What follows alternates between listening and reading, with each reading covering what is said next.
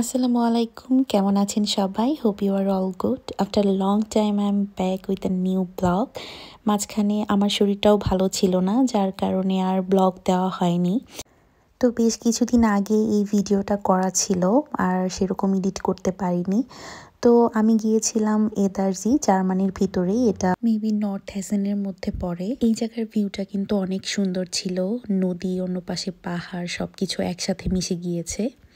এই জায়গাটা কিন্তু মাশাআল্লাহ অনেক সুন্দর ছিল এবং বেশ অনেকগুলোই স্পট ছিল এই এদারজিতে। আমরা বেশি দূর যেতে পারিনি।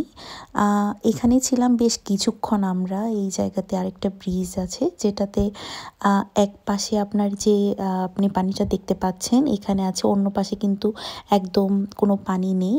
এই মাঝখানটায় বাঁধ দেওয়া আছে, যার কারণে অনেক পর্যটকরা এখানে আসে এটা দেখার জন্য। আর এই জায়গাতে শুধু এইটা না, আরও 4-5টার মতন স্পট আছে।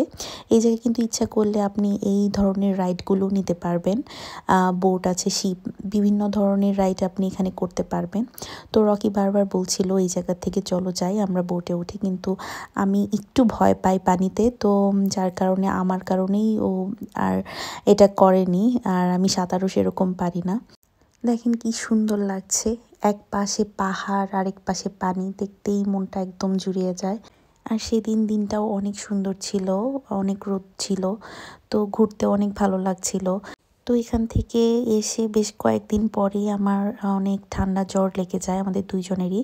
Maybe you can understand by hearing my voice, I am sorry for that. আমি লাস্ট কিছুদিন এর কারণেই কোনো ভিডিও এডিট করিনি, কারণ আমার ভয়েসটা একদম বসে গিয়েছিল।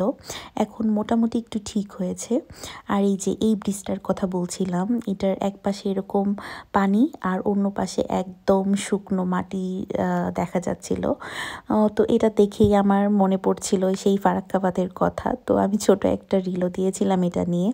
তো আমরা এটা নিয়েই কথা বলছিলাম তখন। দেখেন এক পাশে কত সুন্দর পানি, শিপ যাচ্ছে, বোট যাচ্ছে, আর অন্য পাশে কোনো পানিই নেই এই জায়গাতে। তো এখানে একদম হালকা পানি ছিল, এটা মেবি মাঝে মাঝে ছাড়া হয়, কারণ এখান থেকে জলবিদ্যুৎ উৎপন্ন হয়, আর এটার স্রোতেই হয়তো বা এই বিদ্যুৎটা উৎপন্ন হয়। সেই দিন সব কিছু মিলিয়ে অনেক ভালো লাগছিল, কারণ টেম্পারেচারটা এত সুন্দর ছিল, না ছিল গরম না ছিল ঠান্ডা, আর চারপাশটা একদম রৌদ্রোজ্জ্বল ছিল। তো এখান থেকে আমরা আরেকটা স্পটে যাই, কিন্তু সেখানে আমি সেরকম ভিডিও টিডিও কিছু করিনি। আমার ভিডিও দেখেই হয়তোবা বুঝতে পারবেন কি পরিমাণ রোদ উঠেছিল সেদিন। তো এইখানে আমরা কিছুক্ষণ ঘোরাঘুরি করি, ছবি তুলি। তো এই জায়গাতে অনেক স্কুল থেকে অনেক বাচ্চারাও এসেছিল, টিচাররা নিয়ে এসেছিল। মেবি ওয়েদার ভালো ছিল। আর দেখেন এই জায়গাটা কি সুন্দর, চারপাশ শুধু পাহাড় আর পাহাড়, আর মাঝখানে এই নদীটা, নদী বলা যায় না, এটার কিন্তু কোনো উৎস নেই এই এদারজির যে এই জলাশয়টা। তো এরপর আমি বাস দিয়ে চলে যাচ্ছিলাম আরেকটা স্পটে। তো আমি এখানে ভিডিও করছিলাম, কারণ এই পুরাটা রাস্তাই এমন ছিল, এত সুন্দর।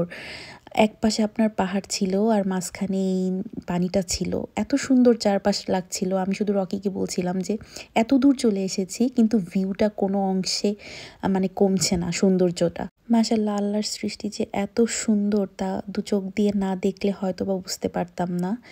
তো ভালো থাকবেন সবাই, আজকে এই পর্যন্তই, দেখা হবে অন্য কোনো ভিডিওতে। আল্লাহ হাফেজ।